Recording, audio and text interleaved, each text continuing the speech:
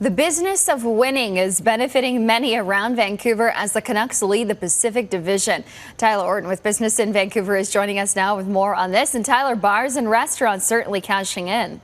Oh, for sure. And it's interesting to see the comparison between previous seasons and what we're seeing right now and the knock-on effects that we're seeing for businesses across Metro Vancouver. So Chief Operating Officer of the Canucks, Trent Carroll, says the team forecasts another 4 to 5 sold-out games for the second half of the season. And think about the first half where they had 8 sold-out games so far. Now, in comparison, at this point last year, they only had 1 sold-out game. But I do want to go back to the bars and restaurants issue. It's been interesting because over the last few years, they just have not been able to depend on a Canucks team that's going to draw a lot more customers in. So that BC Restaurant and Food Services Association, they actually told me that their industry has become much more diversified over the past few years. So they're not necessarily dependent on a winning team the way that they once were, but they are absolutely gobbling up all the extra revenue that's coming in as a result of this winning streak that they're on.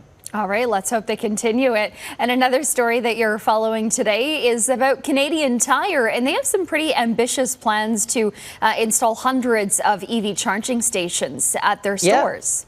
I am very impressed by the number that they've just announced here, with a total of 295 charging units for electric vehicles at its stores by 2021. Now, this is going to be spread out across 90 outlets throughout Canada, including a number of Metro Vancouver. Now, it's going to help build a much wider network of charging units to make cross-country travel in electric vehicles easier. And he also noticed that multiple levels of government are recognizing the potential behind reducing carbon footprints with the subsidies that they're offering. Now, in this particular case, the federal government is offering up to $2.7 million to get 54 of those charging units out of the 295 that will be up and running for Canadian Tire. So keep our eyes open. Within about a year or two, I'd say that we're going to have that much more of an easier time charging up your vehicles if you do happen to own an EV.